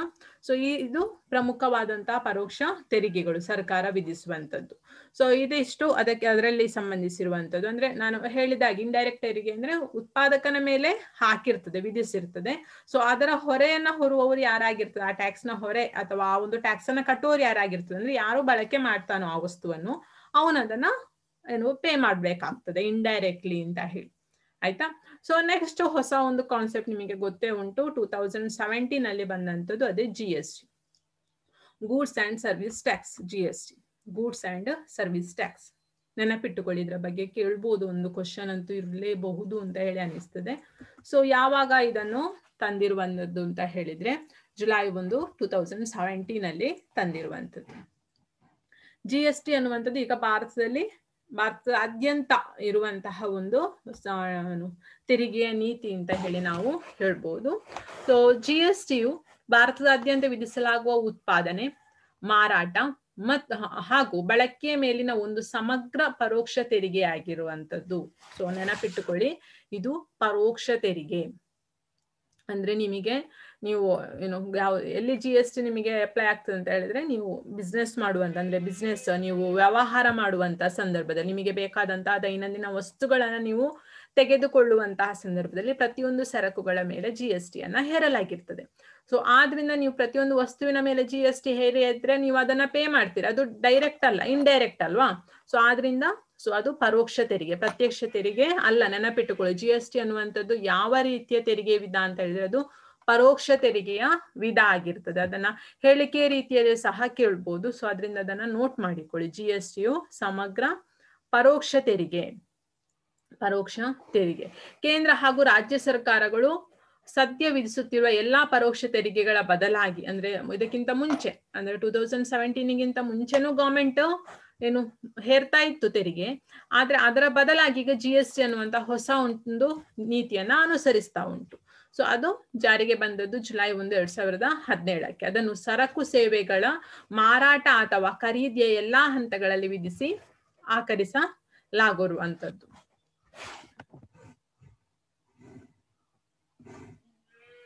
ಸೊ ಫುಲ್ ಫಾರ್ಮ್ ಬರ್ಕೊಳ್ಳಿ. GST ಇದು ಸರಕು ಮತ್ತು ಸೇವಾ ತೆರಿಗೆ, ಗೂಡ್ಸ್ ಅಂಡ್ ಸರ್ವಿಸ್ ಟ್ಯಾಕ್ಸ್ ಅಂತ ಹೇಳಿ ಹೇಳ್ತೇವೆ ಅದನ್ನು. ಸೊ GSTಯ ಜಾರಿಯು ಪರೋಕ್ಷ ತೆರಿಗೆಗಳ ಸುಧಾರಣೆಯಲ್ಲಿ ಒಂದು ಮಹತ್ವದ ಒಂದು ಹೆಜ್ಜೆ ಆಗಿದ್ದು, ಬಹುವಿಧ ತೆರಿಗೆ ಆಕರಣೆ ಮತ್ತು ಅದರ ಪರಿಣಾಮಗಳನ್ನು ತಡೆಗಟ್ಟಿ ದೇಶದಾದ್ಯಂತ ಒಂದೇ ಸಾಮಾನ್ಯ ಮಾರುಕಟ್ಟೆಯನ್ನು ಸ್ಥಾಪಿಸಲಿದ್ದು ಸಹಕಾರ. ಅಂದ್ರೆ ಇಡೀ ದೇಶದಾದ್ಯಂತ ಒಂದೇ ರೀತಿ, ಅಂದ್ರೆ ಯಾವುದೇ ಒಂದು ಸರಕಿಗೆ ದೇಶದಾದ್ಯಂತ ಒಂದೇ ರೀತಿಯ ಟ್ಯಾಕ್ಸ್ ಇರ್ತದೆ. ಅಂದ್ರೆ ಮೊದ್ಲೇನಾಗಿತ್ತು ಅಂತ ಹೇಳಿದ್ರೆ ಬೇರೆ ಬೇರೆ ರೀತಿಯ ಟ್ಯಾಕ್ಸ್ಗಳಿರ್ತು. ಈಗ ನಾವು ಬೇರೆ ಒಂದು ಸ್ಟೇಟಿಗೆ ಹೋದ್ರೆ ಅಲ್ಲಿ ಬೇರೆ ರೀತಿಯ ಟ್ಯಾಕ್ಸ್ ಒಂದು ವಸ್ತುವಿಗೆ, ಇನ್ನೊಂದು ಯಾವುದೋ ಸ್ಟೇಟಿಗೆ ಹೋದ್ರೆ ಅಥವಾ ಇನ್ನೊಂದು ಯಾವುದೋ ಪ್ಲೇಸಿಗೆ ಹೋದ್ರೆ ಅಲ್ಲಿ ಆ ವಸ್ತುವಿಗೆ ಟ್ಯಾಕ್ಸ್ ಬೇರೆ ರೀತಿ ಇರ್ತದೆ. GST ಬಂದ್ಮೇಲೆ ಹಾಗೆಲ್ಲ. ಸೊ GST ಬಂದ್ಮೇಲೆ ದೇಶದಾದ್ಯಂತ ಒಂದೇ ತೆರಿಗೆ ನೀತಿಯನ್ನ ಅನುಸರಿಸಬೇಕಾಗ್ತದೆ. ಸೊ ಆದ್ರಿಂದ ಜನಸಾಮಾನ್ಯರಿಗೆ ಸಹ ಅದರಿಂದ ತುಂಬಾ ಲಾಭ ಉಂಟು. ತೆರಿಗೆಯ ಸರಳೀಕರಣದಿಂದಾಗಿ ಅದರ ಆಡಳಿತ ಹಾಗೂ ಜಾರಿ ಬಹಳಷ್ಟು ಸುಲಭ ಆಗಿರ್ತದೆ. ಬಳಕೆದಾರ ದೃಷ್ಟಿಯಿಂದ ನೋಡುವುದಾದ್ರೆ ಅತ್ಯಂತ ಪ್ರಮುಖ ಪ್ರಯೋಜನವು ತೆರಿಗೆ ಹೊರೆಯ ಇಳಿಕೆಯಾಗಿದೆ. ಅಂದ್ರೆ ನಾವು ಆಸ್ ಎ ಕನ್ಸ್ಯೂಮರ್ ಆಗಿ ಅಥವಾ ಆಸ್ ಅ ಬಳಕೆದಾರರಾಗಿ ಸೊ ನಮಗೆ ಮೇನ್ ಆಗಿ GST ಇಂದ ಮೇನ್ ಆಗಿ ಯಾರಿಗೆ ತುಂಬಾ ಯೂಸ್ ಆಗಿರುವಂತದ್ದು ಸಾಮಾನ್ಯ ಜನಸಾಮಾನ್ಯರಿಗೆ, ಅಂದ್ರೆ ಬಳಕೆದಾರರಿಗೆ ತುಂಬಾ ಏನು ಇದು ಒಂದು ವಸ್ತುವಿಗೆ ತುಂಬಾ ಹಣ ಕಡಿಮೆ ಇರ್ಬೋದು ಅಂತ ಹೇಳ್ಬೋದು, ತುಂಬಾ ಸುಲಭ ಆಗಿದೆ. ಅಂದ್ರೆ ಟ್ಯಾಕ್ಸಿನ ಹೊರೆ ಇಳಿಕೆ ಆದ್ರಿಂದ ಆ ಒಂದು ಸರಕಿನ ಪ್ರೈಸ್ ತುಂಬಾ ಲೋ ಆಗಿ ನಮಗೆ ಸಿಗ್ತದೆ, ಲೋ ಪ್ರೈಸ್ಗೆ ಸಿಗ್ತದೆ. ಸರಕುಗಳು ಮುಕ್ತವಾಗಿ ಒಂದು ರಾಷ್ಟ್ರದಿಂದ ಒಂದು ರಾಜ್ಯದಿಂದ ಮತ್ತೊಂದು ರಾಜ್ಯಕ್ಕೆ ಸಾಗಾಟ ಆಗ್ತದೆ ಮತ್ತು ದಾಖಲೀಕರಣದ ಹೊರೆ ಸಹ ಇದರಿಂದ ಬಹಳಷ್ಟು ಕಡಿಮೆ ಆಗ್ತದೆ. ಇದು GST ಯ ಯೂಸಸ್ ಅಲ್ಲಿ ಬರುವಂತದ್ದು. ಸೊ ಬಳಕೆದಾರರ ಹೊರೆ ಕಡಿಮೆ ಆಗ್ತದೆ. ಸೊ ಅದು GST ಒಂದು ಬಹಳ ದೊಡ್ಡದಾದಂತಹ ಒಂದು ಹೊರೆ ಆಗಿರ್ತದೆ. ಸೊ ನೆಕ್ಸ್ಟ್ ಒಂದು ರಾಜ್ಯದಿಂದ ಇನ್ನೊಂದು ರಾಜ್ಯಕ್ಕೆ ಸಾಗಾಟವೂ ಸಹ ಸುಲಭ ಆಗ್ತದೆ ಟ್ಯಾಕ್ಸಿಗೆ ಸಂಬಂಧಿಸಿ. ನೆಕ್ಸ್ಟ್ ದಾಖಲೀಕರಣದ ಹೊರೆಯೂ ಸಹ ಕಡಿಮೆ ಆಗ್ತದೆ. ಇದೆಲ್ಲವೂ ಸಹ GST ಇಂದ ಆಗುವಂತಹ ಪ್ರಮುಖ ಉಪಯೋಗಗಳು ಅಥವಾ ಅದರ ಒಂದು ಮಹತ್ವ ಅಂತ ಹೇಳಿ ನಾವು ಹೇಳ್ಬೋದು. ಸೊ ಇದಿಷ್ಟು GSTಗೆ ಸಂಬಂಧಿಸಿದಂತಹ ಕಾನ್ಸೆಪ್ಟ್. ಸೊ ನಾನು ಫಸ್ಟ್ಗೆ ನಿಮಗೆ ಹೇಳ್ತಾ ಇದಿಷ್ಟು ಯಾವುದ್ರಲ್ಲಿ ಬರ್ತದೆ, ಕಂದಾಯ ವರಮಾನದಲ್ಲಿ ಬರುವಂತದ್ದು. ಸೊ ಕಂದಾಯ ವರಮಾನದಲ್ಲಿ ನಾವು ತೆರಿಗೆ ವರಮಾನ ನೋಡಿದೆವು. ತೆರಿಗೆ ವರಮಾನದಲ್ಲಿ ಪ್ರತ್ಯಕ್ಷ ತೆರಿಗೆ, direct tax and indirect tax ನೋಡಿ ಆಯ್ತು. ಸೊ ಇಂಡೈರೆಕ್ಟ್ ಟ್ಯಾಕ್ಸ್ಗೆ ಸಂಬಂಧಿಸಿ GST ಅನ್ನ ನೋಡಿದೆವು. ನೆಕ್ಸ್ಟ್ ಕಂದಾಯ ವರಮಾನದಲ್ಲಿ ಎರಡನೇದು, ಸೊ ಅದು ಯಾವುದು ಅಂತ ಹೇಳಿದ್ರೆ ತೆರಿಗೆಯೇತರ ವರಮಾನ. ಸೊ ಕೇವಲ ಟ್ಯಾಕ್ಸ್ ಇಂದ ಮಾತ್ರ ಅಲ್ಲ, ಟ್ಯಾಕ್ಸ್ ಇಲ್ಲದೆ ಸಹ ಅಂದ್ರೆ ನಾನ್ ಟ್ಯಾಕ್ಸ್ ರೆವೆನ್ಯೂ ಅಂತ ಹೇಳಿ ಏನು ಹೇಳ್ತೇವೆ. ಸೊ ಅದರಿಂದ ಸಹ ಸರ್ಕಾರಕ್ಕೆ ಇನ್ಕಮ್ ಬರ್ತದೆ. ಅದು ಹೇಗೆ ಅಂತ ಹೇಳಿ ನೋಡುವ. ಸರ್ಕಾರವು ತೆರಿಗೆಗಳನ್ನು ಹೊರತುಪಡಿಸಿ ಇತರೆ ಮೂಲಗಳಿಂದಲೂ ವರಮಾನವನ್ನ ಸಂಗ್ರಹಿಸ್ತದೆ. ಇದನ್ನ ನಾವೇನು ಹೇಳ್ತೇವೆ ಅಂದ್ರೆ ತೆರಿಗೆಯೇತರ ವರಮಾನ ಅಂತ ಹೇಳ್ತೇವೆ. ಮೀನಿಂಗ್ ಅನ್ನ ಬರ್ಕೊಳ್ಳಿ ಮಕ್ಕಳೇ, ಮೀನಿಂಗ್ ಬರ್ಕೊಳ್ಳಿ. ಸರ್ಕಾರವು ತೆರಿಗೆಗಳನ್ನು ಹೊರತುಪಡಿಸಿ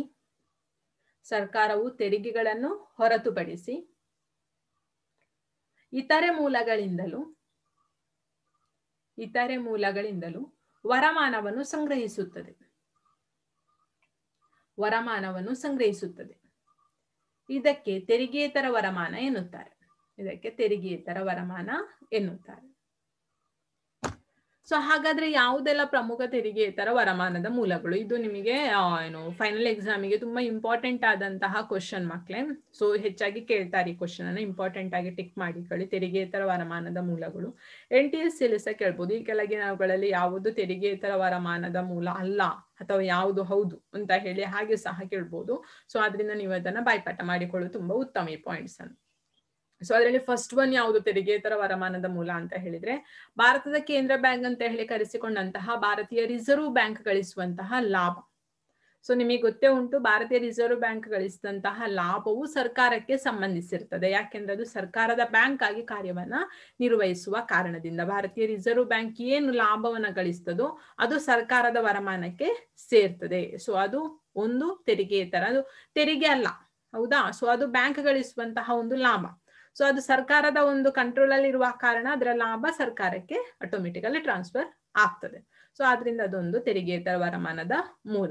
ಎರಡನೇದು ಭಾರತೀಯ ರೈಲ್ವೆ ಗಳಿಸುವಂತಹ ಲಾಭ. ಭಾರತೀಯ ರೈಲ್ವೆ ಇಲಾಖೆ ಯಾವುದಕ್ಕೆ ಸಂಬಂಧಿಸಿದ್ದು? ಇಂಡಿಯನ್ ಗವರ್ಮೆಂಟ್ಗೆ ಸಂಬಂಧಿಸಿದ್ದು, ಕೇಂದ್ರ ಸರ್ಕಾರಕ್ಕೆ ಸಂಬಂಧಿಸಿರುವಂತದ್ದು. ಸೊ ಭಾರತೀಯ ರೈಲ್ವೆ ಗಳಿಸಿದಂತಹ ಲಾಭ ಹಾಗಾದ್ರೆ ಯಾರಿಗೆ ಸಿಗ್ತದೆ? ಭಾರತೀಯ ಸರ್ಕಾರಕ್ಕೆ ಸಿಗುವಂತದ್ದು. ಸೊ ಅದು ಸಹ ತೆರಿಗೆಯೇತರ ವರಮಾನದ ಮೂಲ ಆಗಿರ್ತದೆ. ನೆಕ್ಸ್ಟ್ ಒನ್ ಅಂಚೆ ಸೇವೆ, ದೂರವಾಣಿ ಸೇವೆ. ಇದು ಸಹ ಭಾರತ ಸರ್ಕಾರದೇ ಇರುವಂತದ್ದು, ಹೌದಾ. ಕೇಂದ್ರ ಸರ್ಕಾರದ ಕಂಟ್ರೋಲ್ ಅಲ್ಲೇ ಇರುವಂತದ್ದು. ಸೊ ಅವುಗಳಿಂದ ಸಹ ವರಮಾನ ಬರ್ತದೆ, ಅವುಗಳಿಂದ ಸಹ ಲಾಭ ಬರ್ತದೆ. ಅದು ಎಲ್ಲಿಗೆ ಹೋಗ್ತದೆ?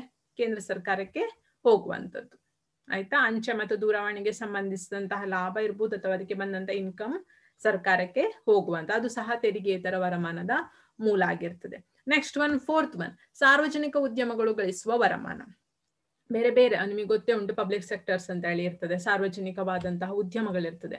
ಅದು ಈಗ ಅದೇ ಯಾವುದು ನೋಡಿ, ಯಾವುದು ಅಂತ ಹೇಳಿದ್ರೆ ಫಾರ್ ಎಕ್ಸಾಂಪಲ್ ಎಲೆಕ್ಟ್ರಿಸಿಟಿ ಇರ್ಬೋದು, ಅಂದ್ರೆ ವಿದ್ಯುತ್ ನಿಗಮ ಇರ್ಬೋದು, ಅಥವಾ ಏರ್ಲೈನ್ಸ್ ಇರ್ಬೋದು. ಸೊ ಇದೆಲ್ಲವೂ ಸಹ ಭಾರತಕ್ಕೆ ಸಾರ್ವಜನಿಕ ಉದ್ಯಮಕ್ಕೆ ಸಂಬಂಧಿಸಿರ್ಬೋದಂಥದ್ದು. ಸೊ ಇವುಗಳು ಗಳಿಸುವಂತಹ ವರಮಾನದ ಎಷ್ಟೋ % ಎಲ್ಲಿಗೆ ಹೋಗ್ತದೆ? ಗವರ್ಮೆಂಟ್ಗೆ ಹೋಗ್ತದೆ. ಸೊ ಅದು ಸಹ ಒಂದು. ನೆಕ್ಸ್ಟ್ ಒನ್ ಐದನೇದು ನಾಣ್ಯ ಮತ್ತು ಮುದ್ರಣಾಲಯ ಮತ್ತು ಟಂಕಶಾಲೆಯಿಂದ ಬರುವಂತಹ ವರಮಾನ. ಸೊ ಇದು ಸಹ ಇಲ್ಲಿಗೆ ಸಹ ಇನ್ಕಮ್ ಬರ್ತದೆ. ಸೊ ಈ ಇನ್ಕಮ್ ಸಹ ಸರ್ಕಾರದ ಕಂಟ್ರೋಲ್ ಅಲ್ಲಿ ಇರುವ ಕಾರಣ ಅದು ಸರ್ಕಾರಕ್ಕೆ ಇನ್ಕಮ್ ಆಗಿ ಟ್ರಾನ್ಸ್ಫರ್ ಆಗ್ತದೆ. ನೆಕ್ಸ್ಟ್ ಆರನೇದು ವಿವಿಧ ರೀತಿಯ ಶುಲ್ಕಗಳು, ದಂಡಗಳು ಇತ್ಯಾದಿ. ಬೇರೆ ಬೇರೆ ರೀತಿಯ ಒಂದು ಪೇ ಇರ್ತದೆ. ಈಗ ಫಾರ್ ಎಕ್ಸಾಂಪಲ್ ಗೌರ್ಮೆಂಟ್ ಇಂದ ನಡೆಸುವಂತಹ ಎಕ್ಸಾಮ್ಗಳಿರ್ಬೋದು, ಎಕ್ಸಾಮ್ ಫೀಸ್ ಇರ್ತದೆ, ಅಪ್ಲಿಕೇಶನ್ ಫೀಸ್ ಅಂತ ಹೇಳಿ ಇರ್ತದೆ. ಸೊ ಅದೆಲ್ಲವೂ ಸಹ ಅಲ್ಲಿಗೆ ಹೋಗ್ತದೆ. ಬೇರೆ ಬೇರೆ ರೀತಿಯ ಗೌರ್ಮೆಂಟ್ ಶುಲ್ಕಗಳು ನಾವು ಕಟ್ತೇವೆ ಬೇರೆ ಬೇರೆ ಸಂದರ್ಭದಲ್ಲಿ, ಎಜುಕೇಶನ್ ಸಂದರ್ಭದಲ್ಲಿ ಇರ್ಬೋದು, ಅಥವಾ ಬೇರೆ ಬೇರೆ ರೀತಿಯಲ್ಲಿ ನಾವು ಶುಲ್ಕಗಳನ್ನ ಗೌರ್ಮೆಂಟಿಗೆ ಪೇ ಮಾಡ್ತೇವೆ. ಮತ್ತೆ ಫೈನ್ ಕಟ್ತೇವೆ. ಈಗ ಯಾವುದೋ ಒಂದು ಡೇಟ್ ಇರ್ತದೆ, ಸೊ ಆ ಡೇಟ್ ಆಯ್ಕೆ ನಾವು ಅಲ್ಲಿಗೆ ಹೋದೆವು ಅದನ್ನ ಸಬ್ಮಿಟ್ ಮಾಡ್ಲಿಕ್ಕೆ ಅಂತ ಹೇಳಿದ್ರೆ ಅಲ್ಲಿ ನಿಮಗೆ ಫೈನ್ ಕಟ್ಲಿಕ್ಕೆ ಇರ್ತದೆ, ಪೆನಾಲ್ಟಿ ಕಟ್ಲಿಕ್ಕೆ ಇರ್ತದೆ. ಅದು ಎಲ್ಲಿಗೆ ಹೋಗ್ತದೆ? ಗೌರ್ಮೆಂಟಿಗೆ ಹೋಗ್ತದೆ. ಸೊ ಆ ರೀತಿಯಲ್ಲಿ ವಿವಿಧ ರೀತಿಯ ಶುಲ್ಕಗಳು, ದಂಡಗಳು ಇದೆಲ್ಲವೂ ಸಹ ಎಲ್ಲಿಗೆ ಹೋಗ್ತದೆ ಅಂತ ಹೇಳಿದ್ರೆ ಗೌರ್ಮೆಂಟಿಗೆ ಹೋಗುವಂಥದ್ದು. ಇದಿಷ್ಟು 6 ತೆರಿಗೆತರ ವರಮಾನದ ಮೂಲಗಳಾಗಿರ್ತದೆ. ಇಷ್ಟು ನಾವು ನೋಡಿದ್ದು ಯಾವುದಕ್ಕೆ ಸಂಬಂಧಿಸಿ ಅಂತ ಹೇಳಿದ್ರೆ ಮಕ್ಕಳೇ ಕಂದಾಯ ವರಮಾನಕ್ಕೆ ಸಂಬಂಧಿಸಿ. ನೆನಪಿಟ್ಕೊಳ್ಳಿ, ಸಾರ್ವಜನಿಕ ವರಮಾನದಲ್ಲಿ ಸಾರ್ವಜನಿಕವಾಗಿ ಖರ್ಚು ಮಾಡ್ತದೆ ಸರ್ಕಾರ. ಸೊ ಎಲ್ಲಿಂದ ಬರ್ತದೆ? ಸಾರ್ವಜನಿಕ ವರಮಾನದಿಂದ. ಸಾರ್ವಜನಿಕ ವರಮಾನದಲ್ಲಿ ನಾವು ಫಸ್ಟ್ ಬಂದು ನೋಡಿದ್ದು ಕಂದಾಯ ವರಮಾನ. ಕಂದಾಯ ವರಮಾನದಲ್ಲಿ 2 ತೆರಿಗೆ ವರಮಾನ ಮತ್ತು ತೆರಿಗೆತರ ವರಮಾನ. ತೆರಿಗೆ ವರಮಾನದಲ್ಲಿ 2 ವಿಧ, ಪ್ರತ್ಯಕ್ಷ ತೆರಿಗೆ ಮತ್ತು ಪರೋಕ್ಷ ತೆರಿಗೆ. ತೆರಿಗೆತರ ವರಮಾನದ ಮೂಲಗಳು ಯಾವುದು ಅಂತ ಹೇಳಿದ್ರೆ ನಾವು 6 ಈಗ ನೋಡಿದ್ವಿ. 6 ಇಂಪಾರ್ಟೆಂಟ್ ಆಗಿ ನೀವು ಕಲಿಯುವುದು ತುಂಬಾ ಇಂಪಾರ್ಟೆಂಟ್ ಆಗಿರ್ತದೆ. ಸೊ ಇದಿಷ್ಟು ನಾವು ಕಂದಾಯ ವರಮಾನಕ್ಕೆ ಸಂಬಂಧಿಸಿ ನೋಡಿರುವಂತದ್ದು. ನೆಕ್ಸ್ಟ್ ನಾವು ನೋಡ್ಲಿಕ್ಕಿರುವಂತದ್ದು ಯಾವುದು ಅಂತ ಹೇಳಿದ್ರೆ ಬಂಡವಾಳ ವರಮಾನ. ಸೊ ಕಂದಾಯ ವರಮಾನ ಮೇನ್ ಕಾನ್ಸೆಪ್ಟ್ ಅಂದ್ರೆ ಸರ್ಕಾರಕ್ಕೆ ಬರುವಂತಹ ದೊಡ್ಡ ಇನ್ಕಮ್ ಎಲ್ಲಿದ್ದು ಅಂತ ಹೇಳಿದ್ರೆ ಕಂದಾಯ ವರಮಾನದ್ದು. ಅದರಲ್ಲಿ ಸಹ ಎಲ್ಲಿದ್ದು ಅಂತ ಹೇಳಿದ್ರೆ ಟ್ಯಾಕ್ಸ್ ಇಂದ, ಡೈರೆಕ್ಟ್ ಟ್ಯಾಕ್ಸ್ ಇಂದ ಹೆಚ್ಚಾಗಿರ್ತದೆ. ಸೊ ಈ ಬಂಡವಾಳ ವರಮಾನ ಅಂತ ಹೇಳಿದ್ರೆ ಏನು ಅಂತ ಹೇಳಿದ್ರೆ ಈ ಮೂಲದ ವರಮಾನವು ಸರ್ಕಾರಕ್ಕೆ ಹೊರೆಯಾಗುತ್ತದೆ ಅಥವಾ ಅದರ ಆಸ್ತಿಗಳನ್ನು ಕಡಿಮೆ ಮಾಡ್ತದೆ ಈ ಮೂಲದ ಒಂದು ವರಮಾನ. ಸೊ ಹೇಗೆ ಅಂತ ಹೇಳಿದ್ರೆ, ಉದಾಹರಣೆಗೆ ಸರ್ಕಾರ ಮಾಡುವ ಸಾಲಗಳು ಅದರ ಹೊರೆಯನ್ನು ಹೆಚ್ಚಿಸಿದರೆ ಸಾರ್ವಜನಿಕ ಉದ್ದಿಮೆಗಳ ಷೇರುಗಳ ಮಾರಾಟದಿಂದ ಅದರ ಆಸ್ತಿಗಳ ಪ್ರಮಾಣ ಕರಗುತ್ತದೆ. ಸೊ ಇವುಗಳನ್ನು ಬಂಡವಾಳ ವರಮಾನ ಅಂತ ಹೇಳಿ ನಾವು ಹೇಳ್ತೇವೆ. ಅಂದ್ರೆ ಬಂಡವಾಳಕ್ಕೆ ಸಂಬಂಧಿಸಿದಂತಹ ಒಂದು ವರಮಾನ. ಸರ್ಕಾರದ ಹತ್ರ ಸಹ ಬಂಡವಾಳ ಇರ್ತದೆ, ಹೌದಾ?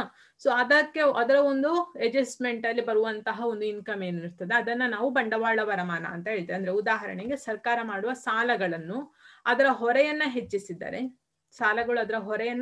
ಹೆಚ್ಚಿಸಿದ್ರೆ ಸಾರ್ವಜನಿಕ ಉದ್ಯಮಗಳ ಷೇರುಗಳ ಮಾರಾಟದಿಂದ ಅದರ ಆಸ್ತಿಗಳ ಪ್ರಮಾಣ ಕರಗುತ್ತದೆ. ಇವುಗಳನ್ನ ಬಂಡವಾಳ ವರಮಾನ ಅಂತ ಹೇಳ್ತಾರೆ. ಅಂದ್ರೆ ಸರ್ಕಾರದಲ್ಲಿರುವ ಬಂಡವಾಳದಿಂದ ಬರುವಂತಹ ಒಂದು ವರಮಾನ, ಆಯ್ತಾ? ಸೊ ಹಾಗೆ ನೀವು ಅರ್ಥ ಮಾಡಿಕೊಳ್ಳಿ. ಸೊ ಸರ್ಕಾರದ ಹತ್ರ ಸಹ ಬಂಡವಾಳ ಇರ್ತದೆ, ಸೊ ಅದರಿಂದ ಬರುವಂತಹ ಒಂದು ವರಮಾನ ಅದನ್ನ ನಾವು ಬಂಡವಾಳ ವರಮಾನ ಅಂತ ಹೇಳ್ತೇವೆ. ಸೊ ಈ ರೀತಿಯಲ್ಲಿ ಸಾರ್ವಜನಿಕ ವರಮಾನದಲ್ಲಿ 2 ಕಂದಾಯ ಮತ್ತು ಬಂಡವಾಳ, ಕಂದಾಯ ವರಮಾನ ಮತ್ತು ಬಂಡವಾಳ ವರಮಾನ ಅಂತ ಹೇಳಿ 2 ಬರುವಂತದ್ದು. ಸೊ ಈಗ ನಾವು ಸಾರ್ವಜನಿಕ ವೆಚ್ಚ ನೋಡಿದೆವು, ಸಾರ್ವಜನಿಕ ವೆಚ್ಚ ಮಾಡ್ಲಿಕ್ಕೆ ಸಾರ್ವಜನಿಕ ವರಮಾನ ಅಂತ ಹೇಳಿ ನೋಡಿದೆವು. ಆದ್ರೆ ಎಷ್ಟೋ ಸಂದರ್ಭದಲ್ಲಿ ಸಾರ್ವಜನಿಕ ವೆಚ್ಚ ಮಾಡ್ಲಿಕ್ಕೆ ಸಾರ್ವಜನಿಕ ವರಮಾನ ಸಾಕಾಗುದಿಲ್ಲ. ಅಂದ್ರೆ ಸರ್ಕಾರವು ಜನಸಾಮಾನ್ಯರಿಗೆ ಖರ್ಚು ಮಾಡ್ಲಿಕ್ಕೆ ಅದರಲ್ಲಿರುವಂತಹ ಇನ್ಕಮ್ ಸಾರ್ವಜನಿಕ ವರಮಾನ ಸಾಕಾಗುದಿಲ್ಲ. ಅಂತಹ ಸಂದರ್ಭದಲ್ಲಿ ಸರ್ಕಾರ ಏನ್ ಮಾಡ್ತದೆ? ಸರ್ಕಾರ ಸಾಲದ ಮೊರೆ ಹೋಗುವಂಥದ್ದು ಅನಿವಾರ್ಯ ಆಗಿರ್ತದೆ. ಸೊ ನೆಕ್ಸ್ಟ್ ಕಾನ್ಸೆಪ್ಟ್ ಸಾರ್ವಜನಿಕ ಸಾಲ. ಸೊ ಲಾಸ್ಟ್ ಕಾನ್ಸೆಪ್ಟ್ ಅದಾಗಿರ್ತದೆ ಮಕ್ಕಳೇ, ಸಾರ್ವಜನಿಕ ಸಾಲ ಅಂತ ಹೇಳಿ. ಅದನ್ನ ನಾನು ನೆಕ್ಸ್ಟ್ ಕ್ಲಾಸಲ್ಲಿ, ಇಲ್ಲಿಗೆ ಟೈಮ್ ಆಗ್ತಾ ಬಂತು, ಸೊ ಅದನ್ನ ನಾನು ನೆಕ್ಸ್ಟ್ ಕ್ಲಾಸಲ್ಲಿ ಕಂಪ್ಲೀಟ್ ಮಾಡ್ತೇನೆ, ಸಾರ್ವಜನಿಕ ಸಾಲ ಅನ್ನುವಂತಹ ಟಾಪಿಕ್ ಅನ್ನ. ಸೊ ನಾನು ನಿಮಗೆ ಹೇಳಿದ್ದೇನೆ, ಇಂತಿದ್ದನ್ನು ವಾಪಸ್ ಹೇಳ್ತಾ ಇದ್ದೇನೆ, ಓದಿ ಮಕ್ಕಳೇ ಅಂತ ಹೇಳಿ.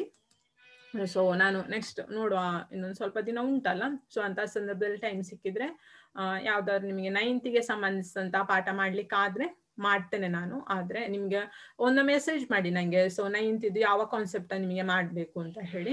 ಸೊ ನಾನು ಅದಕ್ಕೆ ಸಂಬಂಧಿಸಿ ನಿಮಗೆ ಪಾಯಿಂಟ್ಸ್ ಅನ್ನ ನಿಮಗೆ ಕಳಿಸ್ಬೋದು, ಅಥವಾ ಅದಕ್ಕೆ ಸಂಬಂಧಿಸಿ ಒಮ್ಮೆ ರಿವಿಷನ್ ಅನ್ನ ಮಾಡ್ಬೋದು 9th ನೀವೀಗ ತುಂಬಾ ಎಕ್ಸಾಮ್ ಅನ್ನ ಬರ್ತಿದ್ದೀರಿ, ಹೌದಾ? ಸೊ ಅದರಲ್ಲಿ ಸೋಷಿಯಲ್ ಅಲ್ಲಿ ನಿಮಗೆ 9th ಸಂಬಂಧಿಸಿ ಯಾವುದರಿಂದ ಹೆಚ್ಚು ಕ್ವಶನ್ಸ್ ಬಂದಿದೆ, ನೀವು ಎಕ್ಸಾಮ್ ಬರ್ದ ಕಾರಣ ನಿಮಗೆ ಗೊತ್ತಾಗಿರ್ತದೆ. ಸೊ ಅದನ್ನ ನಂಗೆ ಮೆಸೇಜ್ ಮಾಡಿ ಯಾವುದನ್ನ ನೀವು ಮಾಡಿ ಅಂತ ಹೇಳಿ. ಸೊ ನನ್ನ ಹತ್ರ ನಂಗೆ ಒಂದು ಮೆಸೇಜ್ ಮಾಡಿ, ಅದನ್ನ ನಾನು ನೆಕ್ಸ್ಟ್ ಕ್ಲಾಸ್ಗೆ ಮಾಡ್ಲಿಕ್ಕೆ ಟ್ರೈ ಮಾಡ್ತೇನೆ. ಆಯ್ತು, ಇನ್ನೊಂದು 2 ಕ್ಲಾಸ್ ಅನ್ನ ಮಾಡ್ಬೋದು. ಸೊ ಅದರಿಂದ ಮಾಡ್ತೇನೆ ನಾನು. Okay, thank you.